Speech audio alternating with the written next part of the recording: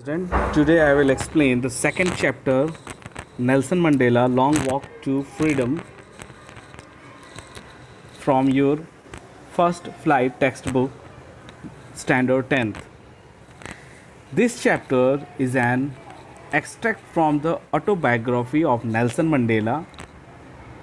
Nelson Mandela was a great hero who gave freedom to the blacks in South Africa. He was born on 18 July 1918 in the village of Umtama, then a part of South Africa's Cape Province. He fought against the apartheid regime of South Africa, which believed in racialism. Nelson Mandela का जन्म south Africa के cap province में हुआ था, जिन्होंने white government के apartheid political system के खिलाफ फाइट किया, अपने फ्रीडम को गेन किया और एक नए साउथ अफ्रीका का निर्माण किया जहां पे कोई भी रेशियल गवर्नमेंट स्टेबल नहीं हो सकती थी।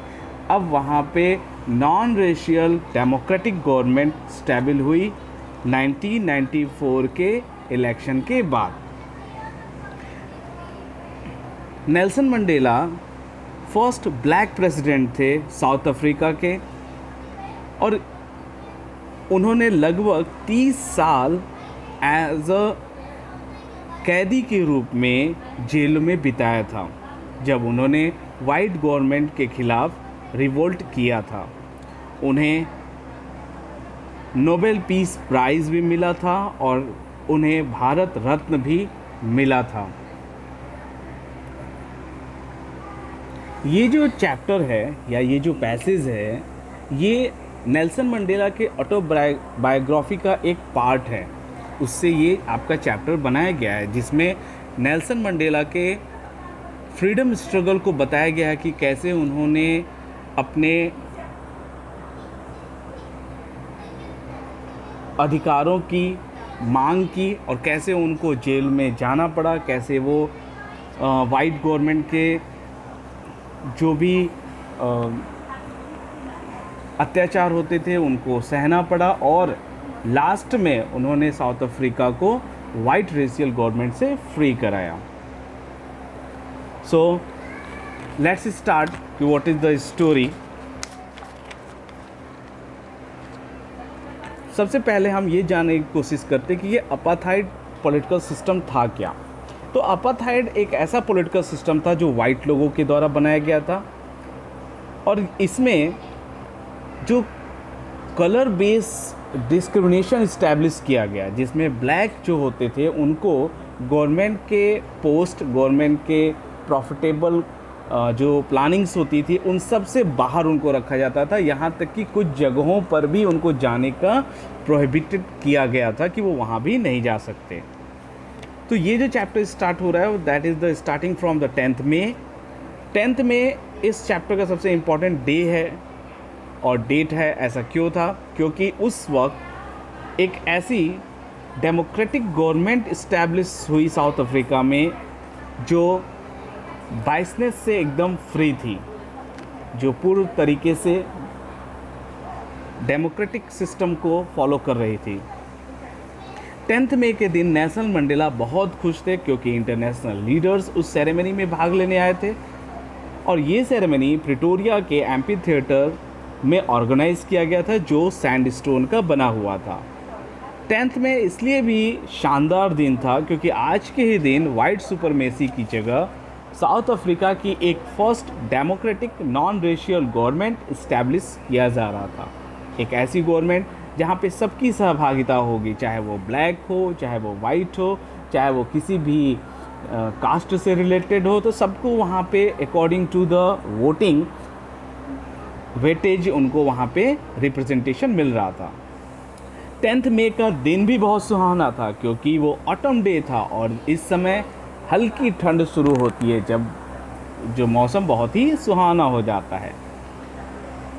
स्टेज पे या पोडियम पे नेल्सन मंडेला अपनी डॉटर जिनानी के साथ आते हैं और सबसे पहले जो ओथ लेने का काम होता है वो मिस्टर डी क्लार्क लेते हैं, जो सेकंड डिप्टी या वाइस प्रेसिडेंट बनते हैं।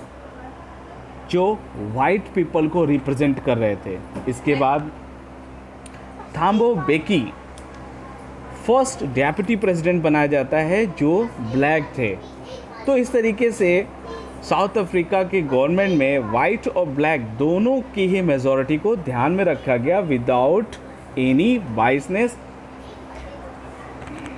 एक्चुअली ये सेरेमनी जो थी वो इक्वालिटी के बेस पे ऑर्गेनाइज की गई थी कि जैसा मेजॉरिटी होगा वैसा लोगों को रिप्रेजेंटेशन मिलेगा। इसके बाद प्रेसिडेंट के रूप में नेल्सन मंडेला ओथ लेते हैं और इसके साथ ही वह साउथ अफ्रीका के फर्स्ट ब्लैक प्रेसिडेंट बन जाते हैं। नेल्सन मंडेला अपने ओथ में कॉन्स्टिट्यूशन को अपहोल्ड करने, बनाए रखने और अपने पीपल के लिए अच्छे वर्क करने का शपथ ओथ लेते हैं। ओथ लेने के बाद वो जो स्पीच देते हैं उसमें नेल्सन मंडेला सबसे पहले उन इंटरनेशनल लीडर्स को थैंक्स कहते हैं कि वो उस सेरेमनी में भाग लेने आए और वो ऐसा विश करते हैं कि ये जो उनका न्यू डेमोक्रेटिक गवर्नमेंट है वो दिन और रात आगे बढ़ता रहे, कभी भी फिर इसको उस अपार्थाइड पॉलिटिकल सिस्टम को फेस न करना पड़े। फिर वो कहते हैं कि जो साउथ अफ्रीका वर्ल्ड से एकदम अलग हो गया था तो वो दूसरे देशों के साथ फिर से डिप्लोमेटिक रिलेशन जो थे उसको स्टेबल करने की बात करते हैं और अंत में वो कहते हैं कि ये जो अपार्थाइड सिस्टम है वो फ्यूचर में कभी भी उनके देश में लागू नहीं हो, ऐसी वो उम्मीद करते हैं। इसके बाद नेल्सन मंडेला जो न्यू गवर्नमेंट के लीडर थे, उनके स्पीच के बाद जेट्स और हेलीकॉप्टर्स वो यूनियन बिल्डिंग के ऊपर उड़ने लगते हैं और इस नई डेमोक्रेटिक गवर्नमेंट के प्रति लॉयल्टी अपनी शो करते हैं। इसके बाद मिलिट्री ऑफिसर्स और पुलिस ऑफिसर्स भी प्लेस लेते हैं और अपनी लॉयल्टी को शो करते हैं। इसके बाद टू नेशनल एंथम कोसी सिकेला जो वाइट पीपल गाते हैं और डाई स्टैम्प जो ब्लैक पीपल गाते हैं वो गाया जाता है। फिर नेल्सन मंडेला लिखते हैं अपने ऑटोबायोग्राफी के कैसे बोर वॉर जो था जो 1899 से 902 में वाइट सुपरमेसी को इस्टेब्लिश किया था। बोर वॉर के बाद क्या होता है कि जो वाइट पीपल थे जो ब्रिटेन के थे वो जीत जाते हैं वॉर को और उन्होंने साउथ अफ्रीका में एक अपार्थाइड पॉलिटिकल सिस्टम स्थापित करते हैं और एक ऐसा रेशियल सिस्टम साउथ अफ्रीका में बनाते हैं जिसमें कलर के बेस पे लोगों के फ्रीडम को समाप्त कर दिया गया था और ये सब नेल्सन मंडेला के बॉर्न होने से पहले ये सब हुआ था।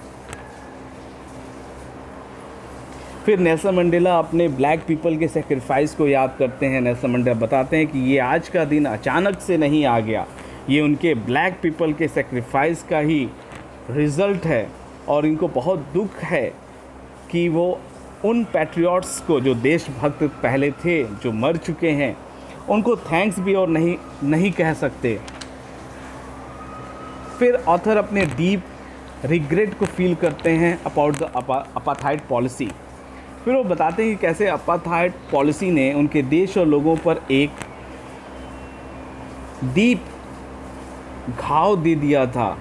इसी ऑपरेशन मीन्स इलिटरेट जो बिहेवियर नए नए पैट्रियट्स या उनके साथ होता था, तो जितना ही ये इल बिहेवियर वाइट गवर्नमेंट लोगों के ब्लैक पीपल के साथ करती थी, उतने ही नए नए पैट्रियट्स या फ्रीडम फाइटर्स ने जन्म भी लिया against the cruelty of white government.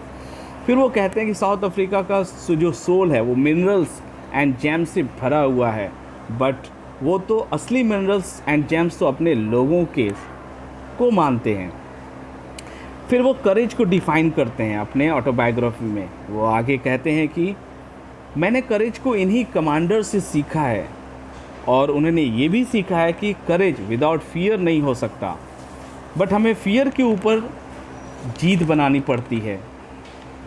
यही बातें थी जब नेल्सन मंडेला की तुलना महात्मा गांधी से की जाने लगी, क्योंकि महात्मा गांधी भी नॉन वायलेंस को सपोर्ट करते थे और यहाँ पे नेल्सन मंडेला भी नॉन वायलेंस को ही सपोर्ट करते हैं और दोनों का सेम आइडियोलॉजी था, करेज विदाउट फियर। वो आगे लिखते हैं कि ब्रेव मैन वो नहीं है जो डरता नहीं है, बल्कि वो होता है जो इसको जीत जाता है, वही ब्रेव मैन होता है जो डर के ऊपर जीत जाए। फिर वो मैन्स के नेचुरल गुडनेस को बताते हैं। वो बताते हैं कि कोई भी पर्सन किसी भी दूसरे पर्सन से उसके कलर्स, उसके बैकग्राउंड और उसके रिलीजन से हेट करने के साथ बॉर्न नहीं होता है, बट उसे ये हेट करना सिखाया जाता है। तो नेल्सन मंडेला कहते हैं कि यदि एक पर्सन को हेट करना सिखाया जा सकता है तो क्या उसे लव करना भी नहीं सिखाया जा सकता। फिर वो अपने पर्सन्स के डेज़ को याद करते हुए करते हैं कि कैसे वो जो प्रिजन का उनका टाइम था, उसमें जो गार्ड्स थे जो उनको टॉर्चर करते थे, फिर भी नेल्सन मंडेला कभी भी उन गार्ड्स में से किसी को जेलियस के थ्रू नहीं देखते थे। वो उनके अंदर एक अच्छा इंसान देखते थे और वो कहते थे कि मैंस गुडनेस, जो आदमी की अच्छाई होती है, वो एक ऐसे फ्लेम की तरह है जिसे हाइड तो किया जा सकता है लेकिन जिसे समाप्त नहीं किया जा सकता। फिर नेल्सन मंडेला मैंस की ड्यूटीज़, मैंस ऑब्लिगेशंस जो होती है, एक आदमी की समाज और एक आदमी की परिवार के साथ क्या ड्यूटी होनी चाहिए, वो बताते हैं।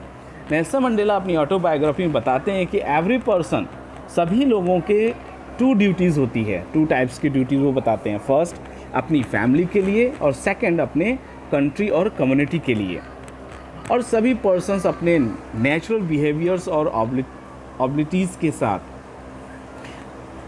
नेचुरल बिहेवियर और एबिलिटी के साथ उसे पूरा करने की कोशिश भी करता है। लेकिन नेल्सन मंडेला बताते हैं कि उनके कंट्री में उनके जैसे पर्सन्स जो कलर्स में अलग होते हैं, ऑब्लिगेशंस को पूरा नहीं कर सकता। क्यों ऐसा था? क्योंकि अगर वो ऐसा करता था तो उसके परिवार और उसको भी बहुत ही प्रॉब्लम फेस करना पड़ता था।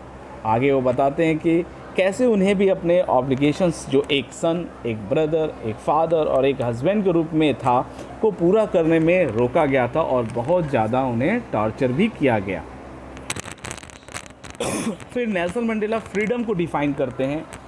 नेल्सन मंडेला अपने ऑटोबायोग्राफी में बताते हैं कि फ्रीडम, वो फ्री बॉर्न हुए हैं, वो फ्रीडम को गेन करने के लिए बॉर्न नहीं हुए हैं। वे कहते हैं कि मैं फील्ड्स में या खेतों में दौड़ने के लिए स्वतंत्र हैं, वो रिवर में स्विम करने के लिए, तैरने के लिए स्वतंत्र हैं, वो खुले आकाश के नीचे मेल्स को रोस्ट करने, मतलब खाना बना के खाने के लिए, और स्लो मूविंग बुल्स जो होती है उस पर सवारी करने के लिए भी वो स्वतंत्र हैं। ऐसा उनका फ़िलॉसफी था कि ऐसा होना चाहिए। बट रियलिटी में जल्द ही उन्हें ये चाइल्डहुड के एज में ही ये रियलाइज़ हो गया था कि ये जो फ्रीडम है उनकी वो रियल नहीं है। और जब वो यंग स्टेज में पहुंचते हैं तो उनको पता चलता है कि मेरा फ्रीडम मुझसे छीन लिया गया था। मुझे रातों में घर से बाहर घूमने या जाने से रोका जाने लगा, और जब मैं जोहान्सबर्ग में था तो मुझे ये एहसास हो गया था कि मुझे और मेरे एबिलिटी से जो भी मैं गेन कर सकता था उससे रोक दिया गया। तब मैंने हंगर करना शुरू किया, मतलब कि अगेंस्ट वर्क करना शुरू किया गवर्नमेंट के, और मुझे एक लीगल वे से रहने पर भी रोक लगाया जाने लगा, मतलब कि आप अपने सोसाइटी के लिए कुछ अच्छा नहीं कर सकते, ऐसा भी किया गया। फिर नेल्सन मंडेला आगे बताते हैं कि फ्रीडम जो थी, फ्रीडम को गेन करने की जो उनकी इच्छा थी, कैसे उनको बोल्ड बना देती है। वो आगे लिखते हैं कि ये जो फ्रीडम है केवल मुझसे ही नहीं छीना गया था, बल्कि मेरे भाई और बहनों से भी ये फ्रीडम छीन लिया गया था। इसका मतलब कि अब नेल्सन मंडेला अपने कम्युनिटी के बारे में सोच रहे थे, न कि अपने फैमिली के बारे में। इट मीन्स कि he was thinking about the second obligation of the country and society. फिर नेल्सन मंडेला बोलते हैं कि मैंने अफ्रीकन नेशनल कांग्रेस ज्वाइन किया और मेरे पर्सनल फ्रीडम की चाहत मेरे लोगों के फ्रीडम में बदल गई। पर्सनल फ्रीडम अब इनकी कम्युनिटी की फ्रीडम बन गई। ये जो फ्रीडम गेन करने की चाहत थी या डिज़ायर थी, जो डिग्निटी एंड सेल्फ रिस्पेक्ट से जीने की चाहत थी, उनको फ्रिटेंड यंग मैन, एक डरे हुए यंग आदमी से बोल्ड मैन में कन्वर्ट कर दिया, जिसमें लॉ को फॉलो करने वाला अटॉर्नी एक क्रिमिनल में बदल गया था। और अब वह दूसरे ब्लैक पर्सन्स की परेशानी उनकी अपनी परेशानी बन गई थी और वो उनके लिए लड़ना शुरू कर दिए थे, और जिससे उन्हें बहुत ज़्यादा प्रॉब्लम भी फेस करना पड़ा। 30 साल उन्हें जेल में भी रहना पड़ा। फिर वो आगे बताते हैं कि ऑपरेशर्स एंड ऑप्रेस्ड दोनों ही ह्यूमैनिटी से अलग नहीं रह सकते। वो बताते हैं कि जो अत्याचारी होते, जो अत्याचार करते हैं दूसरे पे, और जो अत्याचार सहते हैं, दोनों में ही ह्यूमैनिटी होनी चाहिए। वो लिखते हैं कि ऑपरेसर जो क्रूएल्टी से भरा पड़ा है, जो दूसरों के फ्रीडम को छीन रहा है, वो प्रेजुडाइस एंड नैरो माइंडनेस है। वो कहते हैं कि मैं पूरी तरह से फ्री नहीं हूँ अगर मैंने किसी दूसरे की फ्रीडम उससे छीन लिया है। इस तरह ऑपरेशर और ऑप्रेस दोनों ही ह्यूमैनिटी को रॉब्ड करते हैं। मतलब कि एक नेचुरल जो फ्रीडम होना चाहिए एक पर्सन का, अगर वो कोई छीनता है तो ये भी बहुत गलत चीज़ है। ऐसा नेल्सन मंडेला अपने ऑटोबायोग्राफी में बताते हैं। So student, this is your chapter. I hope you understand this chapter. Thank you.